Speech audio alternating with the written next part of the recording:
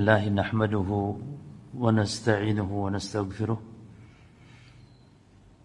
ونعوذ بالله من شرور أنفسنا من سيئات أعمالنا من يهده له فلا مضل له ومن يضلل فلا هادي له وأشهد أن لا إله إلا الله وحده لا شريك له وأشهد أن محمدا عبده ورسوله صلى الله عليه وعلى آله وأصحابه والتابعين ومن تبعهم بإحسان إلى يوم الدين وسلم تسليما كثيرا أما بعد.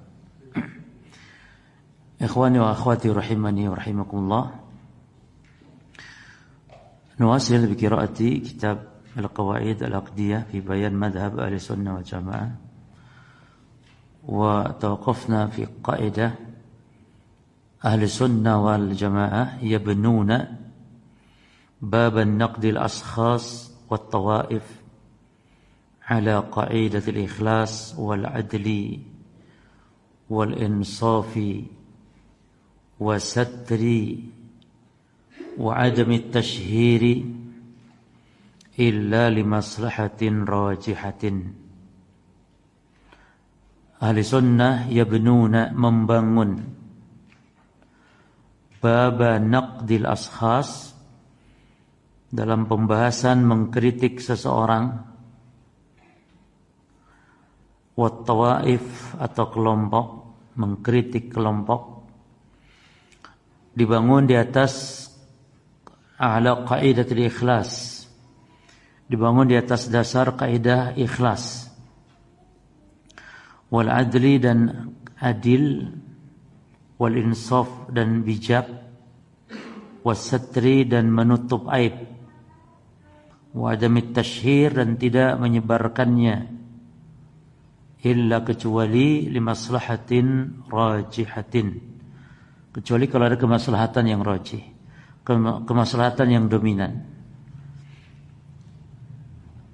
Pembahasan ini adalah tentang manhaj, bagaimana cara mengkritik, mensikapi ketika seorang berbuat kesalahan atau penyimpangan. Ada beberapa dawabit yang kita bisa simpulkan dari kaidah ini. Yang pertama, an yakuma naqd 'ala al-ikhlas. Yang pertama, an yakuma an-naqdu 'ala al-ikhlas. Yang pertama ya, bahwa yang namanya mengkritik itu harus dibangun di atas dasar ikhlas. Karena mengkritik orang lain dalam rangka untuk menolong agama, ya, itu adalah ibadah. Mengkritik orang lain untuk tujuan apa kita mengkritik orang lain? Dalam rangka untuk membela agama Allah, ya, ini adalah ibadah. Sementara dasar ibadah adalah apa? Al-ikhlas. Karena banyak di antara kita para penuntut ilmu khususnya, ya, kalau mengkritik itu ikut-ikutan saja, mela ustadznya yang kritik orang, dia ikut-ikutan ngeritik. Kalau ustadznya enggak ngeritik, dia enggak ngeritik. Jadi enggak begitu, tapi ikhlas dasarnya. Oleh karenanya Syekhul Islam mengatakan, la yahillu lahu an yatakallam fi hadzal bab illa qasidan bidzalik wajh Allah. Tidak halal bagi siapapun muslim untuk membahas, berbicara masalah ini, yakni dalam rangka mengkritik seseorang, kecuali qasidan bidzalik, bermaksud dalam mengkritiknya dalam mengharap wajah Allah. Dan juga tujuannya wa antakuna kalimatullahi hiyal ulia, agar kalimat Allah tinggi. Ini agar tegak agama Allah. Ya. Maka siapa yang berbicara dalam masalah ini, yang mengkritik seorang bighairi ilmin, tanpa ilmu,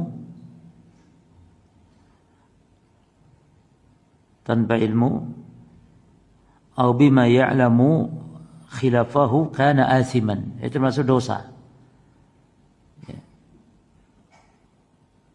Apalagi mengkritik dengan dasar kebencian semata, maka ini termasuk di antara hal yang dilarang.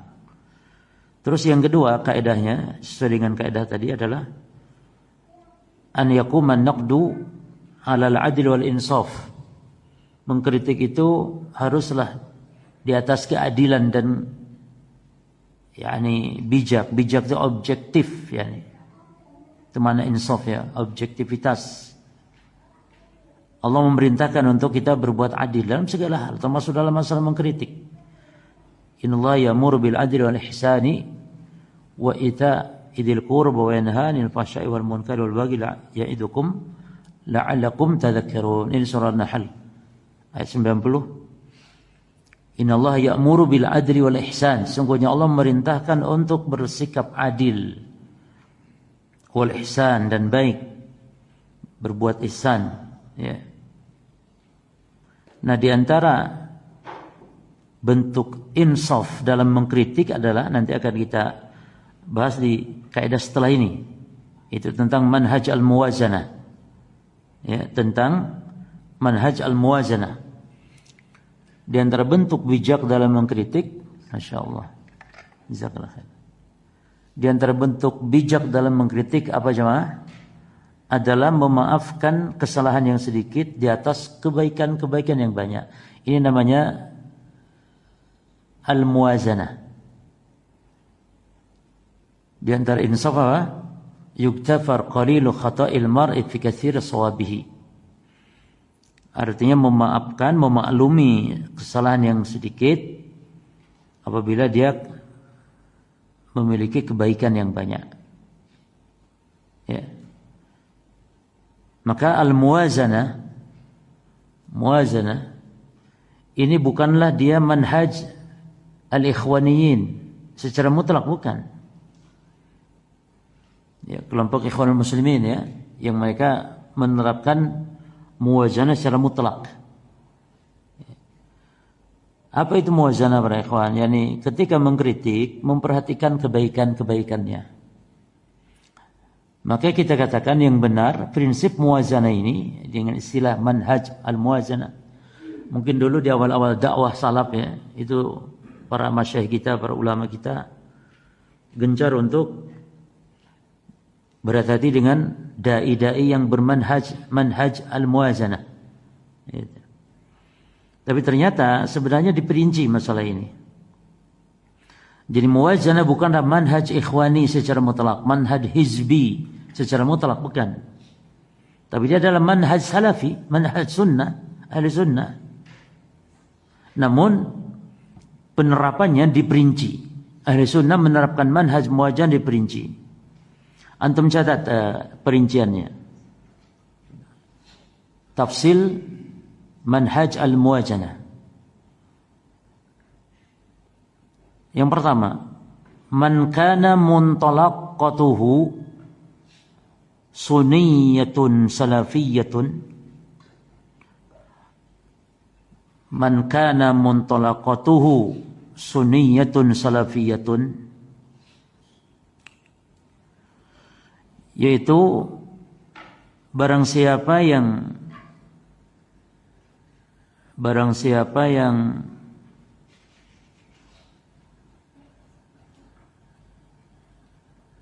apa namanya, muntalaqah itu dasarnya dia memang ahli sunnah dan salafi, atau dasar atau prinsipnya dia ahli sunnah atau salafi, fa na'malu ma'ahu biqa'idatil muwazanah, maka kita terapkan kepadanya. Jika orang yang berbuat salah itu, yang berbuat keliru itu, dasarnya memang dia seorang salafi, seorang ahli sunnah, maka kita menerapkan kaidah al-muwazanah. Kita menerapkan kaidah al-muwazanah, yakni memperhatikan kebaikan-kebaikan yang banyak dan memaafkan kesalahannya yang sedikit.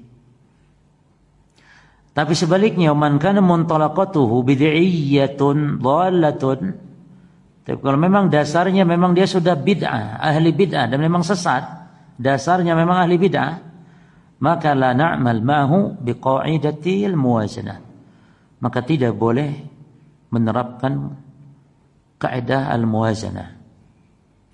Artinya, kalau ada orang yang keliru, yang salah, yang menyimpang, kalau dia adalah dasarnya memang dia orang salafi, orang ahli sunnah, maka sikap kepada kesalahannya, baik itu syekh atau ustadz, ya, salafi ini, maka terapkan kaidah muwazanah.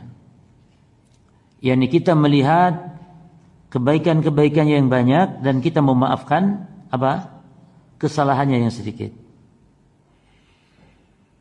Jadi jangan disikapi dengan sikap dituduh ahli bid'ah atau mungkin disesat-sesatkan sehingga orang disuruh menjauh darinya atau jangan ngaji kepadanya. Enggak. Jelas ya? Ada seorang ustadz misalnya fatwanya agak keliru, nyeleneh. Dan tapi dia ahli sunnah ustadz ini. Maka kita jangan untuk memponisnya dia ahli bid'ah, mengeluarkannya dari sunnah. Yang kedua, melarang orang untuk duduk di majelisnya. Tapi kita peringatkan kesalahan ustadz fulan ini. Gitu loh. Berbeda dengan kalau yang dia ahli bid'ah pada asalnya. Berbeda prinsip dan manhajnya. Baik itu dai, syekh atau dia seorang ustadz. Maka kita dalam menjelaskan kesalahan, dalam mengkritik kesalahannya tidak perlu dan tidak boleh untuk menyebutkan kebaikan-kebaikannya. Karena percuma kalau kita menyebutkan kebaikannya sementara kita sedang menjelaskan apanya? Kesalahan, sementara dia ahli sunnah atau ahli bid'ah? Ahli bid'ah yang menyuruh kepada kesesatan. Maka ada kebaikan jangan disebutkan. Karena kalau masalah kebaikan para ikhwan, jangankan di seorang muslim yang ahli bid'ah, hatta di agama lain pun namanya kebaikan ada kebaikan di Yahudi. Kalau masalah kebaikan ada juga di Nasrani, ada di semua yang namanya ajaran, mesti ada ajaran itu kebaikannya. Ya. Jadi sekali lagi, manhaj al-muwazan ini diterapkan secara terperinci. Kalau dasarnya memang ahli bid'ah, ya tidak perlu untuk diterapkan. Tapi kalau pada ahli sunnah maka diterapkan. Kesalahan kita itu kan seperti ini. Ketika ada seorang ustadz, dia ahli sunnah dasarnya, ketika salah, langsung kita memponis dan dibuka di forum umum, di majelis umum. Maka di sini jangan disebarkan. Nasihati. Telepon, ada teleponnya alhamdulillah, dinasihati.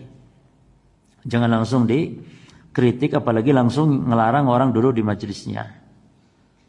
Jelas ya? Baik, nanti akan kita jelaskan lagi di kaidah berikut. Yang ketiga, apa yang ketiga di sini? Ada mutasyhir. Tidak untuk tasyhir menyebarkan bil mukhtiin kepada yang keliru tadi illa kecuali li maslahatin rajihah.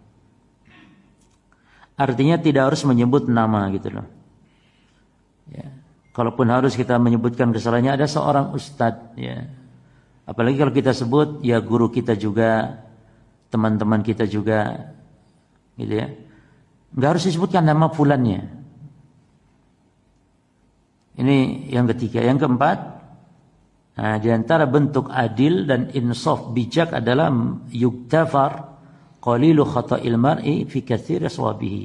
Ini menerapkan manhaj muwazanah jika muntalaqatnya dia adalah ahli sunnah. Maka perhatikan perkataan Ibnu Taimiyah di sini.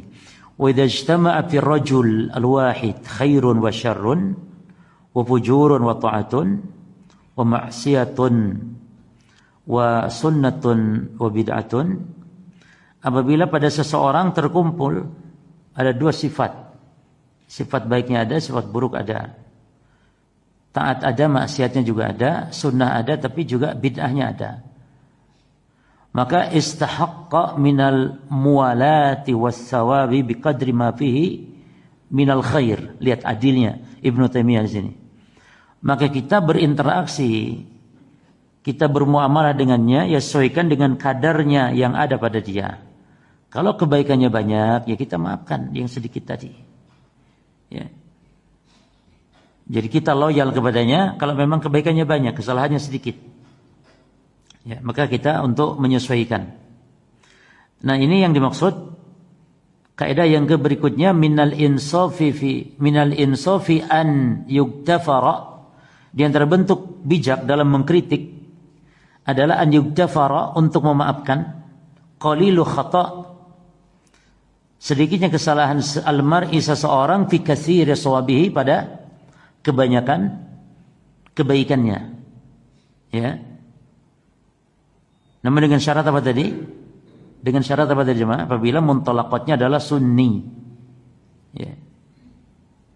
Contoh gini, ikhwan. Imam Nawawi itu muntalaqatnya sama dengan kita ahli sunnah. Ketika Imam Nawawi mentakwil sifat Allah, tidak serta-merta kita katakan dia bid'ah, sesat. Tak boleh. Karena Imam Nawawi muntalaqatnya apa? Sunnah. Ketika beliau ada kesalahan, kita maafkan. Tapi tetap kita sebutkan, Imam Nawawi telah keliru di poin ini. Ada loh para penuntut ilmu langsung loh membakar kitab Arba'in Nawawi. Membakar kitab Arba'in Nawawi. Katanya apa? Nawawi sesat. Na'udzubillah. Imam Ibnu Hajar juga demikian. Beliau mentakwil sifat. Ada kesalahan beliau mentakwil sifat. Tapi tidak serta-merta kita katakan dia ahli bid'ah, dola, sesat. Jangan baca kitabnya. Lah, baca kitabnya, tidak masalah. Orang ahli sunnah, kitab-kitabnya baik, bagus. Ya. Hanya saja ada kesalahannya, sudah jelaskan kesalahannya. Bahwa di poin ini beliau keliru. Selesai. Itulah.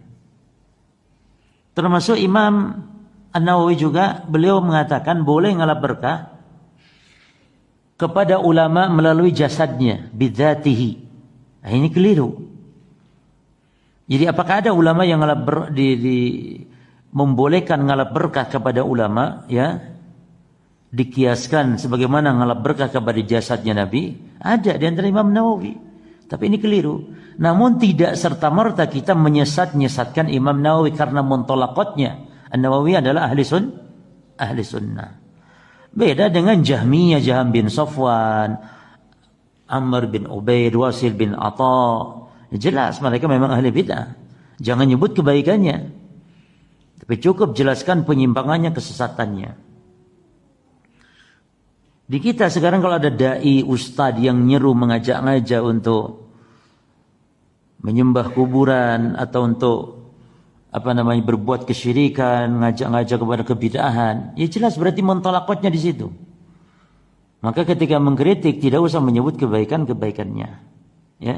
Jadi para jemaah, manhaj al-muwazanah atau kaidah al-muwazanah itu adalah kaidah yang adil sebenarnya. Tapi diterapkannya untuk siapa? Jelas ya? Apa tadi kaidahnya? Kalau muntalaqatnya sunniyah, maka diterapkan kaidah al-muwazanah. Apa muwazanah sendiri? Ketika mengkritik itu atau memaafkan, istilahnya gampangannya. Memaafkan kesalahan yang sedikit dengan kebaikan yang banyak. Atau ketika mengkritik seseorang, maka memperhatikan kebaikan-kebaikannya. Baik. Adapun kalau muntalaqatnya memang pada dasarnya ahli sesat, ahli bid'ah, jangan lihat kebaikannya. Nabi sendiri mempraktekkan ini, ikhwan, ketika mengkritik tidak menyebutkan kebaikan. Contoh ketika Fatimah dicerai oleh suaminya, kata Nabi, kalau habis masa iddahmu nanti beritahu saya. Jadi Nabi akan carikan jodohnya. Jadi ini hal-hal seperti ini dianjurkan. Kita menjodoh-jodohkan teman-teman kita, ya, atau seseorang yang memiliki memiliki kemampuan untuk itu bagus. Menjodoh-jodohkan karena supaya mereka kadang-kadang bingung mencari jodohnya bagi orang-orang yang istiqomah. Karena yang istiqomah ini kan pacaran nggak boleh. Yang istiqomah kan nggak pacaran dia. Tidak seenaknya dilihat-lihat cewek perempuan dimanapun, tidak bisa. Makanya dicarikan dengan adab-adabnya. Tentu nador, melihat ta'aruf, nador tentu. Nah ini perlu bantuan untuk dicarikan jodoh. Ketika selesai atau ketika selesai iddahnya, Fatimah datang. Bukan Fatimah putri Nabi, Fatimah binti Qais. Bukan Fatimah putri Nabi, bukan. Ketika selesai Fatimah cerita, ya Rasulullah, ada dua yang lamar saya. Yang pertama Abu Jaham. Yang kedua Muawiyah. Nah kata Nabi, ini kan konteksnya ini kan konteks mengkritikkan jemaah. Kata Nabi, kalau Abu Jaham jangan. Jadi ini Nabi tidak sedang menjelek-jelekkan, tapi konteksnya sedang mengkritik. Kalau Abu Jaham jangan kau terima lamarannya, karena Abu Jaham ini suka naruh tongkat di pundaknya. Maknanya sering safar, atau maknanya tukang pukul, suka mukul perempuan. Itu dua makna itu ya. Abu Jaham jangan, kata Nabi. Adapun Muawiyah juga jangan, karena dia rajulun sa'luk. Muawiyah orang miskin dia.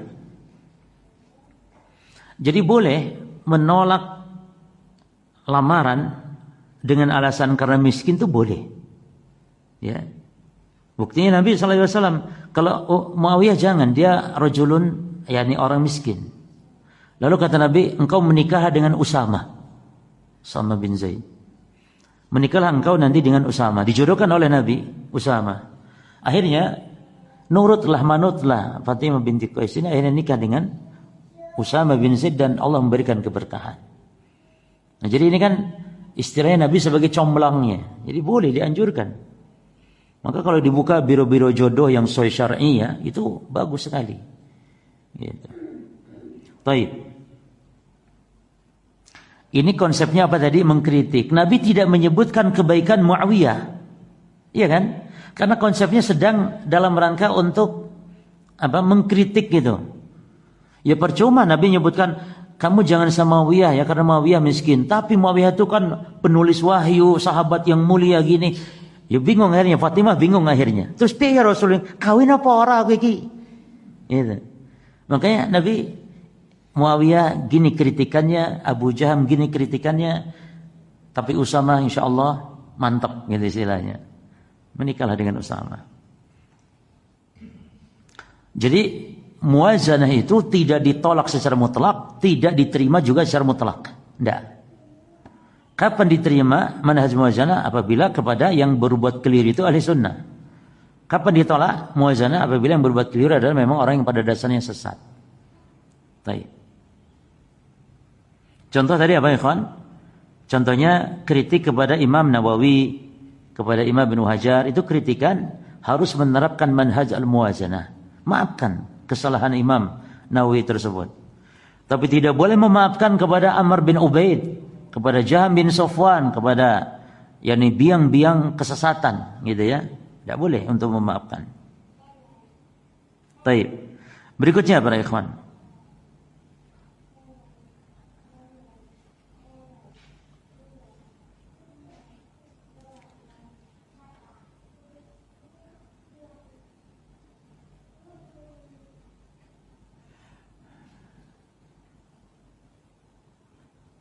Seperti misalnya ketika mengkritik Ikhwanul Muslimin. Ya kita di Ikhwanul Muslimin tidak boleh untuk menerapkan manhaj muwazanah di situ. Karena Ikhwanul Muslimin memang dasarnya menyimpang. Ya. Dasarnya menyimpang. Manhaj yang rusak. Macam-macam pemikiran-pemikiran di Ikhwanul Muslimin tersebut. Ada takfiri, ada sufi, macam-macam di situ. Makanya Syekh Fauzan ketika ditanya masalah ini, beliau mengatakan tidak usah untuk menyebutkan kebaikannya. Tapi kaidah berikutnya,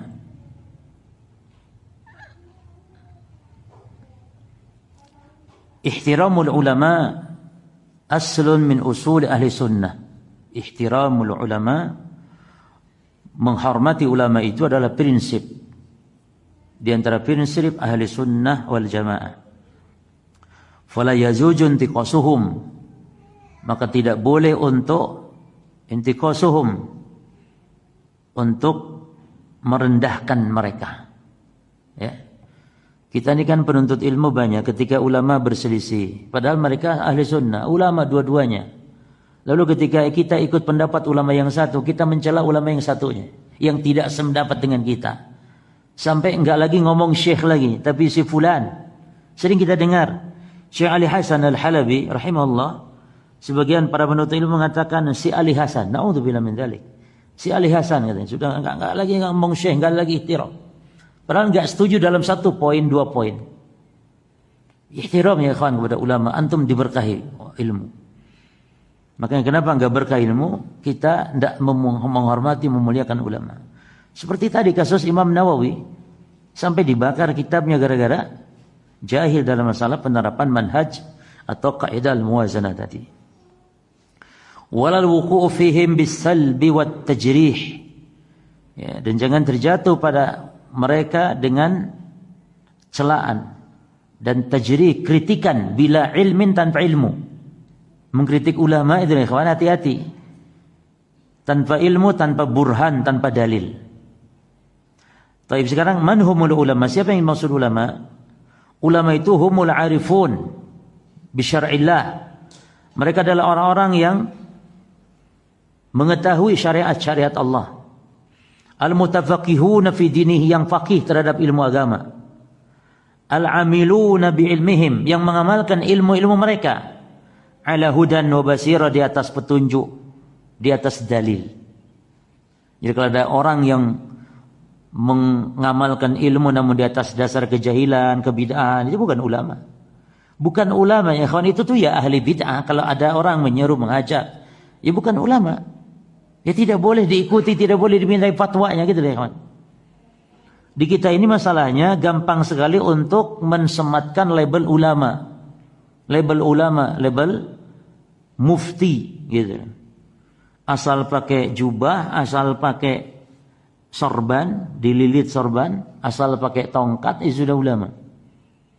Walaupun penyanyi, asalnya penyanyi. Ya ikhwan, sorban itu bukan sunnah sama sekali, apalagi tongkat. Ya kan, sorban sunnah, tongkat juga sunnah. Apalagi kalau dipukulkan katanya bisa mancar 7 pom bensin. Lagian pom bensin itu tidak mancar ya akhi. Pom bensin kok mancar? Mata air baru mancar.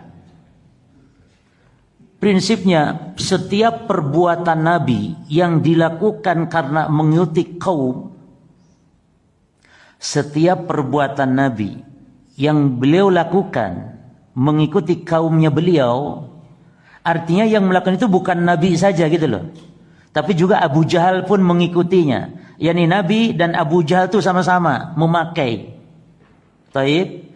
Maka yang sunnah adalah kita mengikuti kaum kita, bukan kaumnya Nabi. Saya ulangi ya. Perbuatan Nabi yang Nabi lakukan karena mengikuti kaumnya, maka yang sunnah bagi kita adalah mengikuti kaum kita, bukan kaumnya Nabi. Contoh pakai sorban tadi.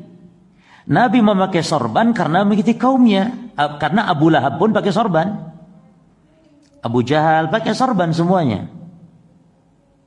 Maka yang sunnah bagi kita bukan mengikuti kaumnya Rasulullah dengan kita memakai sorban, bukan. Tapi yang sunnah adalah kita mengikuti kaum siapa? Kaum kita. Pakai apa yang sunnah berarti? Ya kita masyarakat pakai apa? Kalau berhias, berdandan dengan menutup kepala, kita orang Indonesia, kaum kita pakai apa? Ya itu yang harus kita ikuti.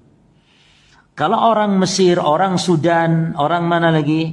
Beda-beda kan? Ada orang Pakistan, sopannya menutup kepala pakai apa? Itulah yang sunnah. Bukan malah pakai sorban kemana-mana. Bahkan di India, Hindu pun pakai sorban. Hindu. Jadi sorban itu adalah sorban yang dililit ya. Itu kaumnya India. Dan itu sunnah bagi mereka. Di kita, ada enggak ciri khasnya? Apa? Belangkon? Enggak, masuk belangkon. Songkok mungkin. Jadi prinsipnya itu. Ini bagus sekali dalam masalah perbuatan-perbuatan Nabi. Jadi jangan asal pakai tongkat yang dibahas ulama, sunnah tidak sunnahnya, hanya pakai tongkat ketika khutbah Jumat. Menotok wis. Pembahasan tongkat sunnah, bukan tongkat sehari-hari, bukan. Tapi apa? Tapi adalah ketika khutbah. Baik ya, jadi itu yang disebut ulama. Apa yang ulama tadi? Yang mengetahui ya terhadap syariat-syariat Allah, yang paham terhadap agama Allah, yang mengamalkan dengan ilmu dan basirah. Dan sikap manusia kepada ulama itu, para ulama ada 4 manusia, 4 golongan. Ada 4 golongan ya. Yang pertama, qaumun ra'au 'anal ulama kasairin nas. Golongan pertama ini orang yang memandang ulama itu seperti manusia biasa. Ya. Laisa lahum qadr, enggak ada kemuliaan, enggak ada kedudukan. Ya. Maka mereka tentu sesat dan menyesatkan. Ini golongan pertama. Golongan kedua, qaumun qaddasul ulama. Kelompok yang mensucikan ulama. Mensucikan ulama dan mengangkat derajat di atas kedudukan melebihi yang ditetapkan syariat. Mensucikan ulama wa rafa'uhum fawqa aqdarihim, dan mengangkat mereka kedudukannya melebihi dari yang disyariatkan. Biasanya orang semacam ini akan menolak dalil. Ayat ditolak, hadis ditolak, ya, ketika bertentangan dengan perkataan ulamanya. Pokoknya dia, prinsip saya tergantung ulama ini. Nah, ini termasuk juga yang menyimpang. Yang ketiga, kelompok yang dari mereka memandang ulama itu memiliki kedudukan, manzilah wa qadran, memiliki kemuliaan, tapi walakinnahum lam yu'amiluhum muamalatan sahihah. Namun mereka tidak berinteraksi, tidak bermuamalah, tidak bergaul atau apa ya, dengan interaksi yang benar, ya, yang dipraktikkan para salafus saleh. Yang ini nih agak lumayan, cuman keliru cara mereka memperlakukan ulama. Ulama itu kita alap berkahnya loh dengan cara kita tanya fatwanya, kita tanya ilmunya. Itu ulama. Dia ndak mau belajar ke ulama tersebut, malah cukup bangga, senang dengan dekatnya saja. Ada loh para panitia kajian biasanya bangga kalau dekat dengan ustadz ya, maksudnya sama ustadz yang besar ya. Kalau sama anak nggak ada antum yang bangga deket-deket. Yang sama ustadz kibar maksudnya bangga, seneng gitu kan ya, saya dekat dengan ustadz fulan. Terus apa faedahnya? Nggak dapat apa-apa. Nggak tanya, nggak berdialog tentang ilmu dan yang semisalnya. Jelas ya ikhwan? Jadi nggak bermuamalah dengan baik dengan mereka. Harusnya lihat ya ikhwan, lihat para masyayikh ya di kita di Saudi. Kalau habis daras, habis kajian itu para ulama itu dikerubuti, bertanya, dan para masyayikhnya dengan sabar menjawab pertanyaan. Sambil jalan loh keluar masjid, keluar sampai ke pintu mobilnya, itu syekh itu terus dikejar. Itu cara bermuamalah yang baik dengan ulama. Tanya ya akhi, tanya. Ya syekh bertanya tadi tentang ini, syekhnya menjawab, terus tanya lagi, terus sampai mau masuk mobilnya, sampai pintu yang ditutup. Kadang sih, yani apa? Yani ngalap berkah dengan cara seperti itu, bukan diciumi tangannya, di apa? Ya boleh masalah cium tangan, bukan berarti dimuliakan dengan cara cukup kita ngalap berkah jasad. Enggak, yang betul jasad ulama tidak berkah. Yang berkah itu adalah secara maknawi ilmunya, ya. Adapun jasadnya tidak. Nah, yang keempat tentu ini yang benar, ya. Itu kaum yang mengetahui kedudukan ulama, ya, dan juga mereka bermuamalah dengan cara yang benar, mengikuti jejaknya, mengambil ilmu darinya. Maka ini adalah yang benar dalam mensikapi ulama. Jadi para jamaah, ulama itu jangan dicela. Kenapa? Karena nanti akan berpengaruh kepada syariat yang dibawanya, ya kan? Menghina, mencela ulama itu nanti akan ikut dicela juga nanti agama Islam ini, karena mereka dalam merupakan barisan pertama dalam mendakwakan agama Islam ini, para ulama. Maka memuliakan mereka termasuk di antara bentuk memuliakan syiar-syiar Allah. Wa man yu'adzim syair Allah, barang siapa yang mengagungkan syiar Allah maka termasuk ketakwaan. Jadi menghormati ulama termasuk mengagungkan syiar-syiar Allah. Antum bisa lihat ayat-ayat berkaitan kedudukan ulama ya. Contohnya di surah An-Nisa 59 misalnya. Itu kita diperintah untuk mentaati Allah, mentaati Rasul dan ulil amri. Nah, ulil amri itu dua. Ulil amri itu ya ulama ya umara.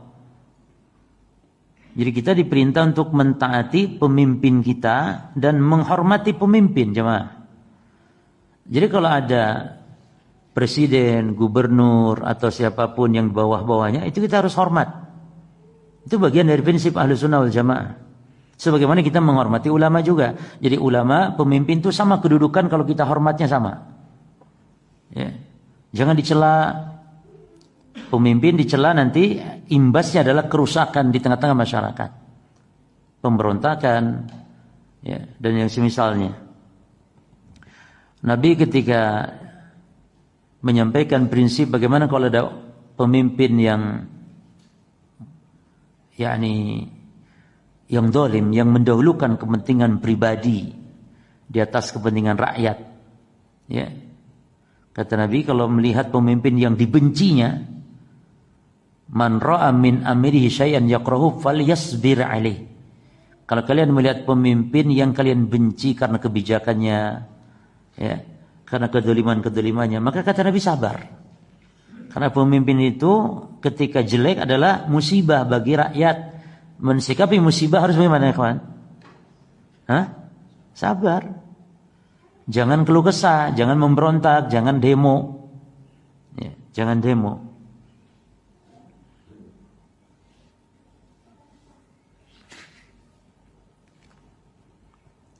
Karena pemimpin yang jelek adalah cerminan dari memang rakyat yang buruk.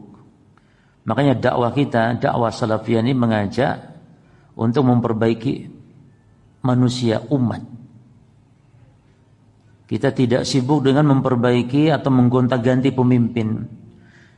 Karena Bani Israil aja dipimpin oleh Nabi loh, bukan orang soleh lagi, oleh Nabi, para Nabi. Ya, kanat Bani Israil tasusuhumul anbiya. Bani Israil itu dipimpin mereka oleh para Nabi. Kullama mata Nabi, jabadahu Nabi. Setiap meninggal Nabi, datang lagi Nabi. Meninggal Nabi, datang Nabi. Demikian terus kepada Bani Israel. Tapi tetap bengal itu kurang ajarnya tetap luar biasa. Padahal yang memimpin Nabi itu.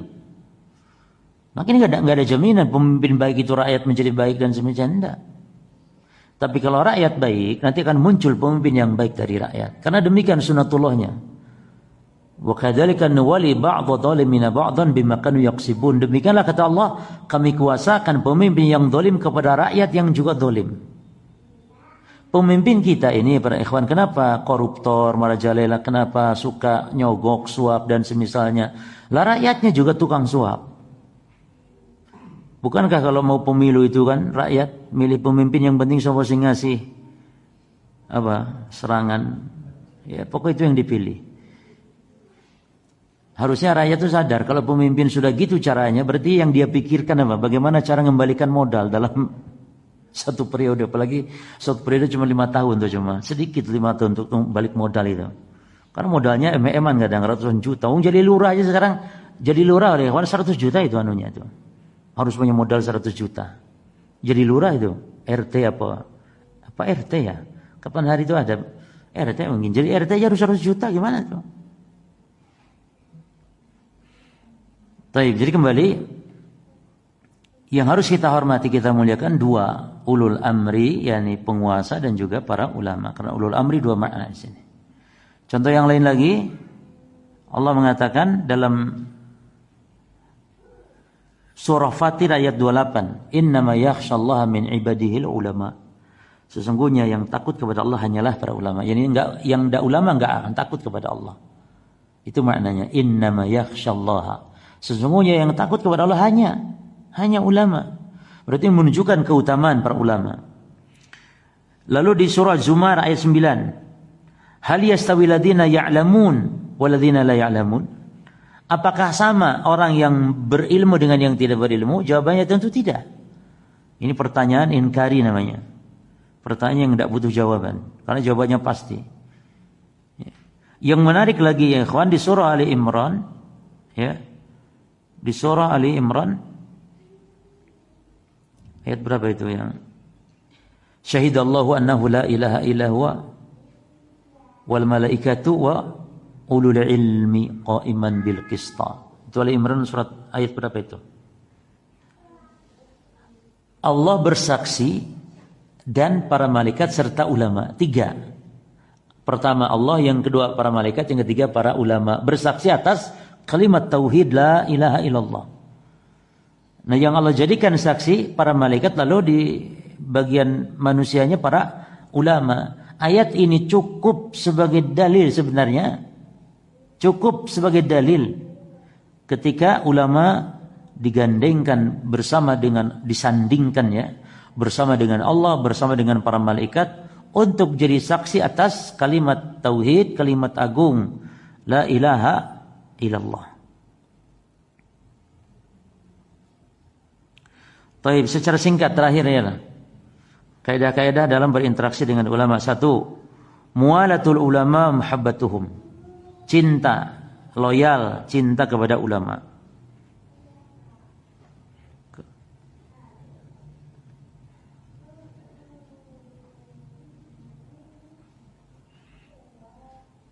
Maka kata Syekhul Islam, wajib atas setiap muslim setelah cinta kepada Allah dan Rasulnya adalah untuk cinta kepada kaum mukminin, khususnya para ulama. Yang kedua, ihtiramul ulama wa taqdiruhum, menghormati dan memuliakan ulama. Kata Nabi, bukan golongan kami, laisa min ummati, bukanlah golongan umatku, man lam yujilla kabirana, yang tidak menghormati orang yang tua, wa yarham saghirana, yang tidak sayang kepada yang kecil, wa ya'rif li'alimin haqqahu, yang tidak mengenal hak ulama. Jadi 3 ya, yang tidak memuliakan orang tua. Jadi para ikhwan, kalau kita melihat ada orang yang sudah sepuh, sudah tua, sudah beruban tua, itu ingat hadis ini. Kewajiban kita loh untuk memuliakan. Siapapun yang kita temui di jalan, misalnya ada orang tua, apalagi butuh apa bantuan, kita bantu. Butuh untuk menyeberang, butuh untuk apa, butuh orang tua ya. Orang tua itu muliakan. Ya, orang tua. Lalu kalau lihat anak kecil juga gitu, sayangi. Sayangi, kasih jajan, kasih permen, kasih, hatta ucap salam. Ada anak kecil, kita ucapkan salam, assalamualaikum. Dia tanya siapa gitu loh kawan. Ya, dicium, tapi ojo kelebihan nyiumpin sampai dicelepok kaya gus-gus itu, ojo ngono maksudnya. Dicelepok, dijak plenyot, mendelok nang jero anu nih. Ya mudah-mudahan tidak ada kelainan gitu loh ya, mudah-mudahan. Ya cium-cium kasih sayang biasa, cium biasa kalau anak kecil. Disayang gitu. Baik, terus ulama ya. Maka kata Imam Taus bin Kaisan mengatakan minas sunnah, di antara bentuk sunnah, di antara petunjuk Nabi adalah an yuwaqqar arba'ah, untuk memuliakan 4 golongan 4 orang. 1 al-alim, ulama. Yang kedua dzusyaibah, orang tua beruban, masih orang tua lah maksudnya, enggak harus beruban, orang tua. Yang ketiga sultan, penguasa, pemerintah. Yang keempat al-walid, orang tua kita sendiri. 4. Siapa yang harus kita muliakan? 4, kata Taus bin Kaisan. Ulama, orang tua, ya, orang tua, penguasa, dan orang tua itu maksudnya orang sepuh ya, orang sepuh, orang sudah sepuh. Terus orang ibu bapak kita, wis ngomongin ibu bapak, ya, ibu bapak. Berikutnya, yang berikutnya, al-akhdhu anil ulama'i was-sa'yu ilaihim, berusaha mengambil ilmu dari mereka, berusaha untuk mengambil. Yani antum kalau bisa datangi gitu ya kawan, datangi. Ulama kan sekarang masya Allah punya markas, punya, kalau ustaz-ustaz punya pondok misalnya, atau minimal ada kajian-kajiannya, datangi. Gitu maksudnya. Yani ilmu itu diambil, ilmu itu ditempuh, jalan kita. Man salaka tariqan yaltamisu fihi ilman sahallahu bihi tariqan ilal jannah. Siapa yang berjalan menempuh perjalanan untuk menuntut ilmu, maka Allah mudahkan jalan ke surganya. Al-jaza min jinsil amal. Al-jaza min jinsil amal, balasan sesuai dengan amalan. Yani tidak cukup belajar ilmu agama dari media-media saja, ya. Tapi harus hadir ke majelis ilmu. Datangi para ulama.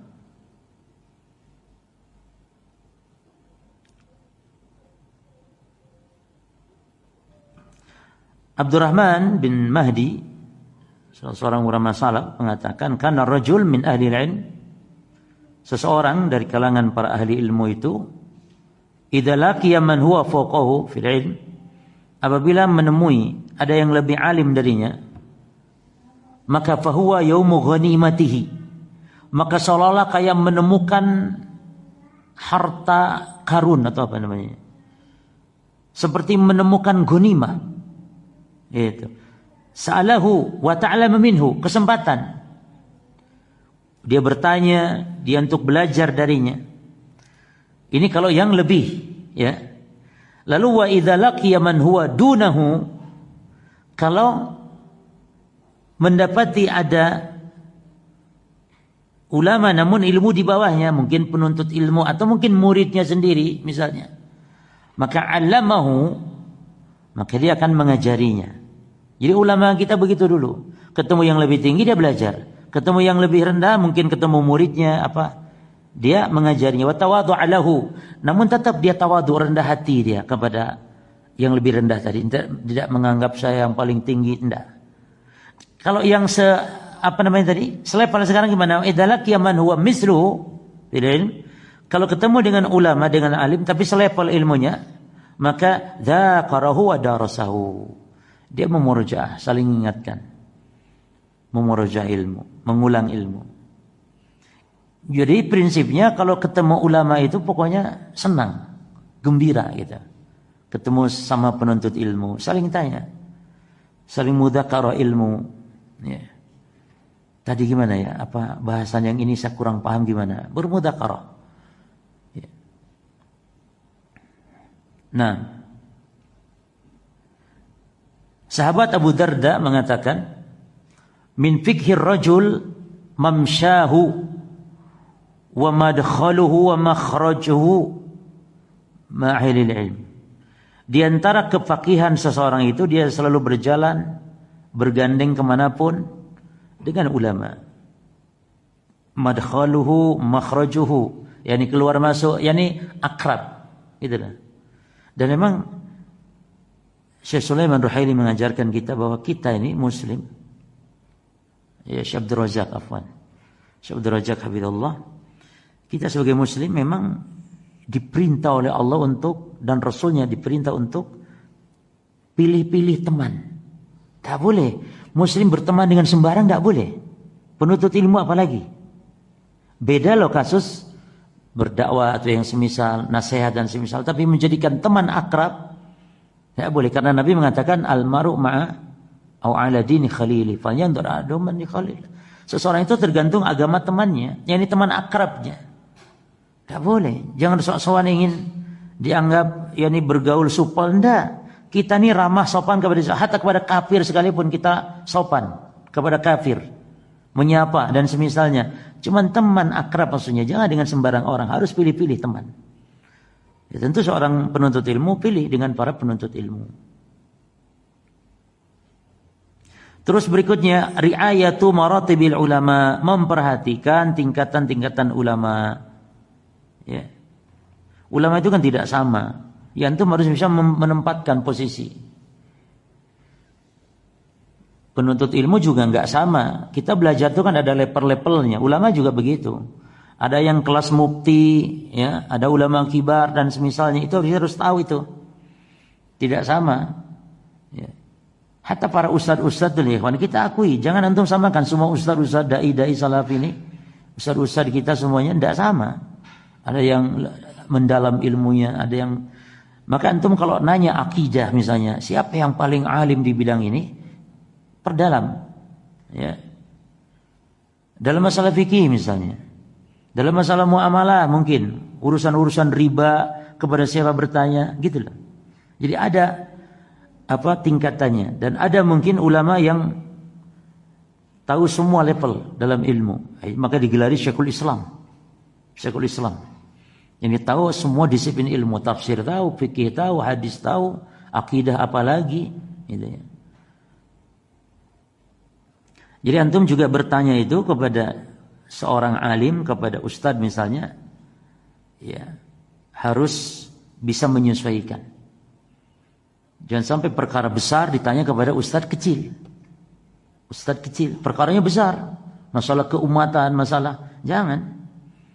Hatta para ulama kita pun kalau ditanya masalah besar ya, contoh masalah nawazil, tentang dulu masalah di Suriah bagaimana, itu ada yang tidak mau jawab loh. Tanya kepada kibar ulama, kata bukan kepada saya, itu bukan hak saya menjawabnya. Sampai gitu. Apalagi ustadz ditanya masalah itu misalnya.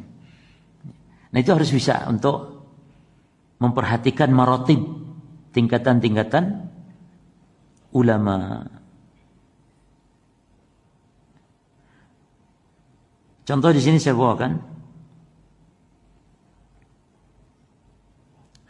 Ibnu Aqil pernah mengatakan, min ajibi masami'tuhu an haula, di antara yang mengherankan yang saya dengar dari mereka-mereka al-ahdath, para penuntut ilmu baru, al-juhal, yang jahil, annahum yaqulun, di mana mereka mengatakan Ahmad laisa bifaqih lakinnahu muhaddits. Ahmad bin Hanbal itu bukan ahli fikih tapi ahli hadis. Subhanallah. Kata Ibnu Aqil, jahil dia. Ahmad bin Hanbal itu semuanya 8 fan ilmu. Kata hatta Imam Syafi'i loh. Imam Syafi'i yang memuji Ahmad katanya Ahmad lahu saman khisal. Ahmad bin Hanbal memiliki 8 keistimewaan. Yakni apa? Ahli fikih, ahli hadis, ahli tafsir, ahli lughah dan semuanya. Lalu ada penuntut ilmu mengatakan demikian, maka katanya min ajibi ma sami'tuhu an haula'il ahdatsil juhal. Ya. Berarti enggak ngerti maratib ulama itu berarti. Kita harus tahu Ahmad bin Hanbal ini di bidang apa ahlinya. Gitu. Makanya antum ketika yang ngerti ya tentang martabat Imam Ibnu Hazm ketika melemahkan hadis Bukhari sehingga dia halalkan musik, hadis haramnya musik Bukhari kan dilemahkan. Yang ngerti akan paham, wajar Ibnu Hazm bukan ahli hadis memang. Gitu loh. Jadi masalah apalagi ilal hadis, penyakit hadis, beliau bukan ahlinya. Gitu. Jadi wajar sehingga ada kesalahan-kesalahan dalam masalah itu. Sementara para ulama yang lain mensahihkan hadis tentang keharaman musik.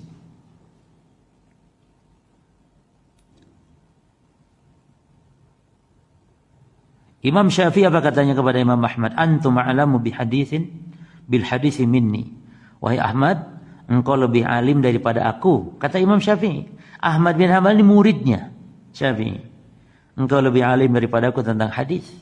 Maka idza sahha indakumul hadis, maka kalau ada hadis yang menurutmu sahih, faqulu lana hatta akhadha bihi. Maka sampaikanlah, aku pun akan berpegang dengan apa yang kau telah nyatakan sahih tadi. Syafi'i loh jemaah. Makanya di poin ini ketika Imam Syafi'i mengatakan hadis kunut subuh terus-terusan adalah sahih, sementara kata Imam Ahmad hadisnya dhaif, maka kita berdasarkan ucapan Syafi'i ini berarti kita pegang apa yang dihukumkan oleh Imam Ahmad kalau hadisnya dhaif. Karena Syafi'i sendiri mengakui engkau lebih alim daripadaku tentang hadis. Berarti kunut subuh yang terus-terusan ya hadisnya dhaif. Sebagaimana kata Imam Ahmad rahimahullah ta'ala. Dan juga para ikhwan bentuk menjaga tingkatan ulama ini juga mura'atus sin, memperhatikan umur. Ini ulama setiap bertambah umurnya ya, semakin tua ya tentu semakin mungkin banyak ilmu dan pengalamannya. Maka kalau antum minta fatwa tentang masalah jihad ya, masalah jihad, jangan kepada yang masih muda-muda. Kalau muda-muda itu kan masih semangat gelora, akhirnya apa? Wah jihad, ayo bunuh, lempar, serang, kan gitu paling. Yang muda-muda itu lebih cenderung gitu. Tapi beda kalau yang orang tua dia akan mempertimbangkan masalah mudarat ya. Apalagi tentu namanya berilmu menggunakan kaidah-kaidah dalam masalah jihad.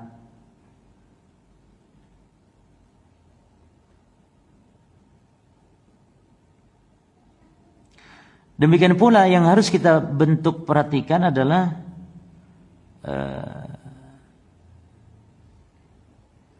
tentang seorang ulama yang dia memang jadi rujukan di masyarakatnya. Misalnya kalau di Saudi kan ya, ada ulama yang jadi rujukan negara Saudi Arabia, kita pun memperhatikan itu. Jadi lebih kuat gitu loh. Seperti mufti, sekarang Syekh Fauzan jadi mufti, maka fatwa-fatwa Syekh Fauzan lebih kita dengar.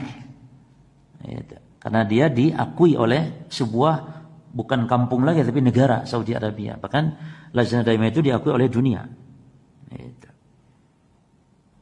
Jadi ulama kita kadang ada beda-beda pendapat. Antum jangan, hatta ustaz kita ya kawan.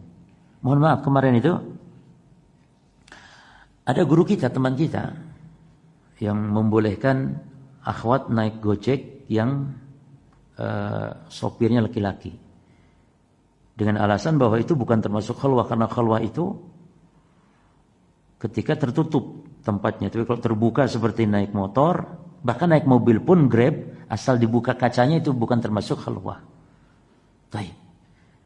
Beliau berpendapat demikian. Dan ingat sekali lagi kan, kaidah kita sudah tahu kita sekarang. Tidak boleh antum baper, mencela dan sebagainya. Tidak. Beliau guru kita. Beliau sahabat-sahabat kita. Cuma nanti antum tidak setuju, tidak masalah dengan ini beliau. Cuma memang kita harus memperhatikan, memang benar itu mungkin tidak termasuk masalah khalwah ya, berduaan. Tapi masalahnya nanti melihat mafsadat, melihat mudarat, melihat maslahat mudaratnya, kawan. Ada loh kasus-kasus, walaupun itu kasus 1-2 kasus ya, namanya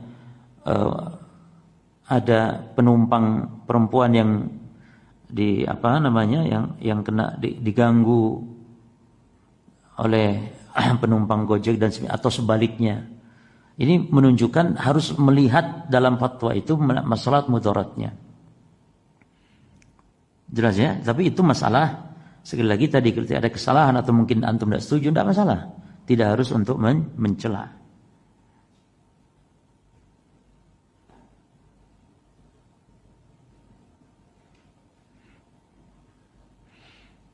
Taib. Masih banyak kaidah, di antaranya waspada terhadap mencela para ulama ya. Yang terbentuk kaidah juga.